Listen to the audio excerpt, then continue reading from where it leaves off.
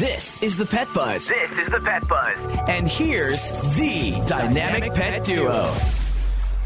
Well, thank you so much for joining us on the Pet Buzz this morning. The show is hosted by the Dynamic Pet Duo. I'm petrendologist Charlotte Reed. And I'm veterinarian Dr. Michael Fleck. And this is our special KY Derby programming. How exciting. You know, every year on the first Saturday in May, thousands of guests gather under the Twin Spires at Churchill Downs to create lifelong memories with their friends, family, and hopefully a great win. So get your dollars out. Okay. And joining us today to talk Derby is Darren Rogers, Churchill Downs spokesperson. Welcome to the Pet Buzz, Darren. We're excited to have you here. Well, excited to join you. Happy Derby. Happy Derby, you yes. too. So, Darren, you know, COVID has changed our lives for a long time. So what can we expect this year at Churchill Downs? I mean, how has COVID changed your policies, procedures, and protocols? Sure. You know, you might recall that last year we had to reposition the Derby off the first Saturday in May to the first Saturday in September, and we had no fans. You know, fans are the lifeblood of horse racing, the passion behind it. The horses are running down the stretch. You hear them yelling and screaming for the horse that they bet on. So we've missed our fans, and we're excited to welcome them back, albeit it'll be at a reduced capacity. We're, as we have been operating since last May, we're following all the recommended, you know, guidelines from state and local health officials, along with the CDC. We're going to be operating at 40 to 50% capacity in the reserve seats. And then in our 22-acre infield, you know, in 2015, we had a record crowd in there of about 60,000 people. We'll be about 25 to 30% of that. So by looking at the, you know, the different models, everybody in our infield, for example, would have 36 square feet of personal space if they choose. Wow. So yeah, it works out to be about 6 feet a person. So, you know, we're looking forward to welcoming fans back here in Kentucky. 50% of the adult population has received their first shot of a vaccine. The positivity rate is extremely low. So, you know, I'm thrilled that the first Saturday in May is going to give people an opportunity to try and get back to a little bit of normalcy. All in, we'll probably be in the neighborhood of 40,000 guests. That's far from the record crowd of 170,000 Sure. people. But we have a 190-acre facility, and we're outdoors, so you can spread out, and it should be just done nicely. Now, one of the things I understand this year, you're going to have to be wearing masks, correct? Yep, so correct. I went ahead because I've already bought my Derby stuff. I bought it about 3 weeks ago from KY Derby, as well as buying my posters from the Derby Museum. See, glasses, here we go. Yep. Love it. Now, you know, just so everyone knows, if they go to the KY Derby site, they can get some great themed masks. Or, you know, we bought so many last year for friends who came to our Derby party since we weren't at Churchill Downs. So it's a great idea. Don't wait. Go now. If you want to celebrate, if you're going, go get a themed mask, because that's the way to go. You can find one that looks great with your outfit. And you know what? If you're not going, visit KentuckyDerbyParty.com. Mm-hmm. That will, you know, in addition to some of the mint jeweled glasses you talk about, but I know Chef Dave Danielson from, he's our executive chef here at Churchill Downs. He's shared a lot of the great culinary recipes that are traditions here at Churchill Downs. People will be able to make them at home. It's a great spot to visit if you can't make it here to Louisville. Well, it's exciting to know that the crowd's coming back. It sounds like a great transition. And so, you know, Derby week, because we've been up there before, is such a great week. What's the schedule look like this year? We open up on Saturday night, April the 24th. The night racing will take place at 6 o'clock. We're partnering with Fund for the Arts here in Louisville, so there'll be some theatrical performances on the Kentucky Derby presentation stand out in the infield, where you may know it as the place where Steve Buttleman, our bugler, annually blows the call to the post. Yep. And then we'll come back after dark days on Sunday and Monday of Derby week. We'll come back with racing on Tuesday, Champions for Change. We're going to celebrate the African-American heritage of jockeys and other people in our industry.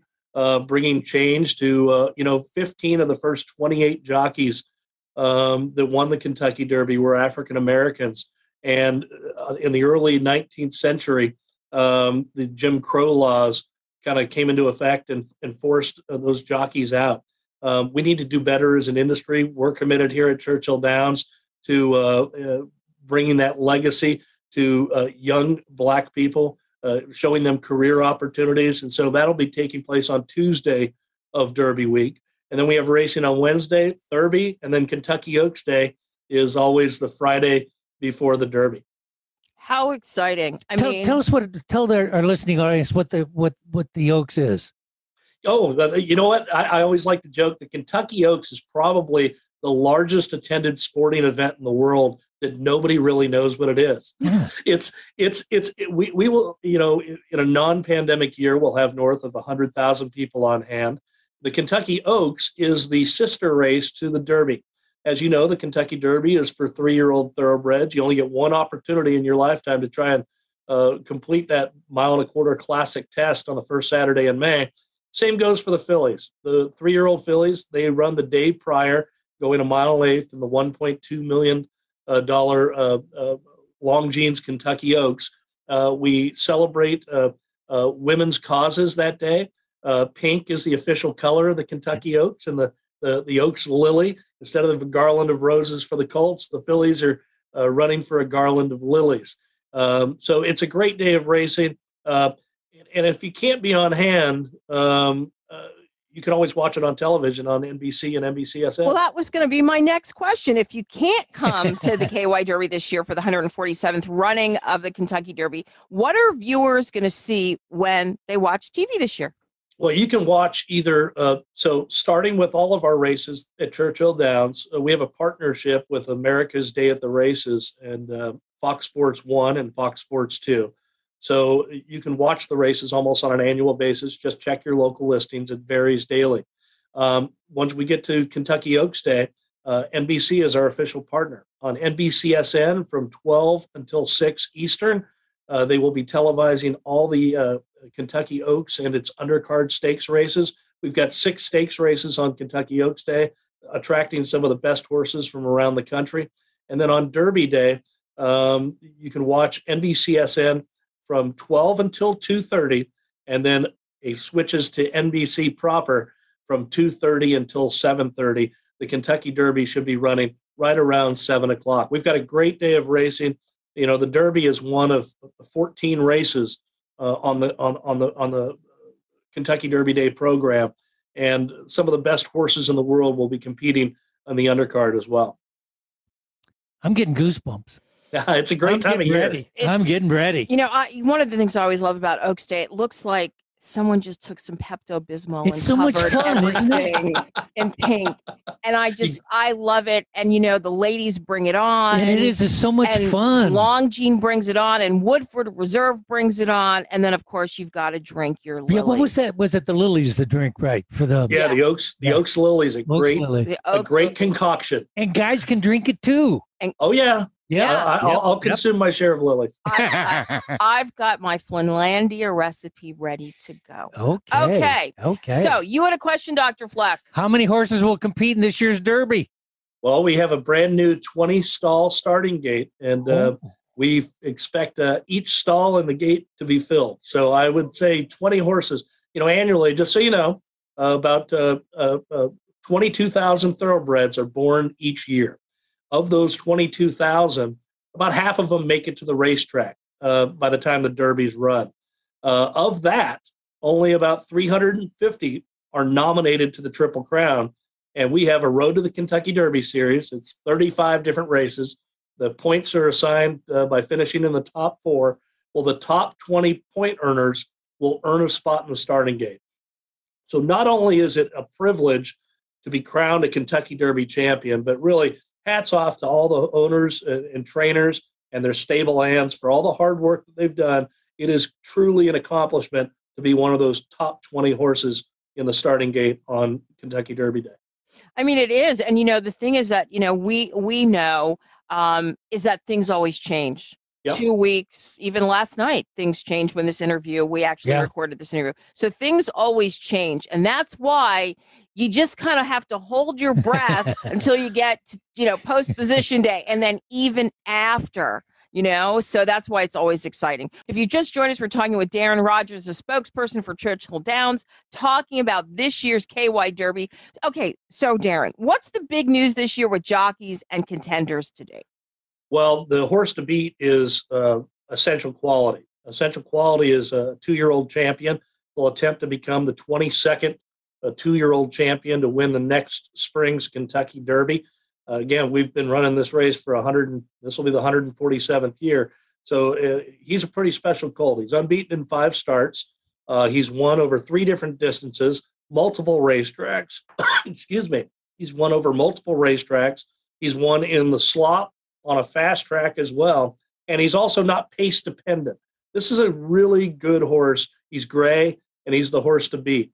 There's some other horses in here that deserve some merit and consideration. I like the looks of the California horses in Hot Rod Charlie. He ran second to Essential Quality in the Breeders' Cup Juvenile last fall. He seems to be rounding in a top form. And a horse late on the scene. He's only had 3 starts. A horse by the name of Rock Your World. Trainer John Sadler campaigns him. He won the Santa Anita Derby in very fast time. If he can move forward, I think he's going to be a major player in the Kentucky Derby. Wow. So we've heard about We've heard. We've also, we can't wait to hear what Steve Haskin has to say, and a few other our friends. Johnny Avello is joining us. Yeah. Now, although the DraftKings don't cover horse racing, they will. But Johnny, back in Vegas, we love Johnny. I've known Johnny for years. Johnny's great. He is. Charlotte, it's not just the horse racing. What about the celebrities? Oh yeah, one of your favorite topics. Excuse me. Well, a number of the Kentucky Derby charitable parties have been put on hiatus this year because of the pandemic. So with no celebrities in attendance, there's no red carpet this year. However, we have had a couple of celebrities. I can't reveal their names just yet because I don't know if I can spill the beans. But we've had some of the more notable regulars, A-teamers, have reached out to us and they want to be in attendance on Derby Darren, Day. One of them here. One of them might be sporting a new ring that he added to his collection. And maybe he'll bring his beautiful wife. It's usually a boys' trip. Well, let me just tell you, Giselle will know everything that goes on. And you heard it here first. Yes. On the Pet Buzz. Okay. Thank you, Darren. Well, anyway, so if you still want to celebrate the race, but you can't come, how can folks enjoy the race where they are? Well, watch it on NBCSN, watch it on NBC, but most importantly, visit KentuckyDerby.com. You can also type in KentuckyDerbyParty.com or click the party or traditions type of icon. Plenty of ideas to have your own way to celebrate at home, along with collectibles, recipes, a bunch of party items as well. So it's a great way to take in the first Saturday in May. Again, for those 40,000 that are going to be on hand, it's not the same. We're going to do it safe and responsibly. But this is such an important economic driver for the city of Louisville. It's a $400 million economic impact on a non-pandemic type derby. By having just 40,000 people on hand, we know it's important to them to be here. It's going to be a celebration. It's going to be a party. And I can't wait for 2021 coming up in a couple of weeks. But 2022, I think we're all going to realize why they called it the Roaring 20s 100 years ago. Even though the last 2 years, this last year and this year, we have spent a fortune having this amazing Kentucky Derby party and cooking all the recipes. And we have buy books and we put books out for our friends and send them something every single day about the race. The one thing I will honestly say is that Kentuckians, Louisvillians, really do it up. Everywhere you go, people are so supportive of this race. I mean, not only because it brings money into the state, but because they grow up learning in the schools about horse racing. Mm-hmm. Kids go to the Kentucky Derby Museum. There are programs that go on in the schools to celebrate this American tradition. And Kentucky Oaks Day is a holiday. it's an official holiday. Yeah. Here in Louisville. So yeah, it's a part of the fabric of the people in our community. And everyone is so kind. Yeah, no, people love it. I mean, people absolutely love this event, and the events that lead up to it. It's been a little different this year. The Kentucky Derby Festival has had to, operate their events a little differently. But, no more bet racing. Yeah, with a non-pandemic though, I mean, it's a 2 to 3 week whirlwind of events that lead up to the race and the big day. So there's nobody in town that doesn't have an opinion on a Derby horse. Oh, no, yeah. Of course. So I just have one last tip. If you're going to be making hot browns, candy your bacon. Ooh, brown sugar. Candy your bacon. Wow. Candy your bacon. Yeah. I can't wait. I actually made them to order at my house last year, and it was probably one of the best things I served. I'm probably going to serve some hot browns. I'm going to serve some, obviously, got to have some Kentucky Fried Chicken. Got to have that buttermilk fried chicken. Got to have a lot of drinks, a lot of food. Got to have our burgoo. Do we have any pimento cheese sandwiches? I'm a Yankee. Okay. Although my grandfather is from Lexington, so no pimento cheese sandwiches. That's my favorite. We have one Kentucky, and that's Amy. Mm-hmm. Amy will be there dressed in hand, and we love Churchill Downs. We're sorry we can't be there. We love the people there too. And we love the people. Really. They're so nice, and they're so inviting, and they just make you feel, wow, Okay. you're part of the whole thing. But here's my favorite thing. Yes. The KY Derby Museum.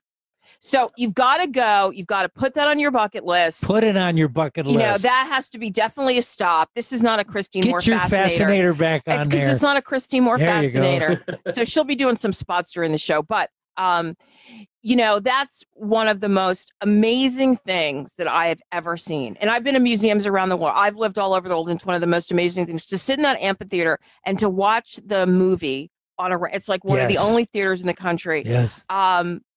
It's great. What we're saying is it's such an amazing event, and it's more than just the race, and it's great. Yeah, Everybody, it's so much more than the 2 minutes Yep. that it takes to run the race. It's definitely a scene. Like we said, it's a bucket list item. It's always it makes every top 10 sporting event list. North of 10 million viewers will be watching on television around the world.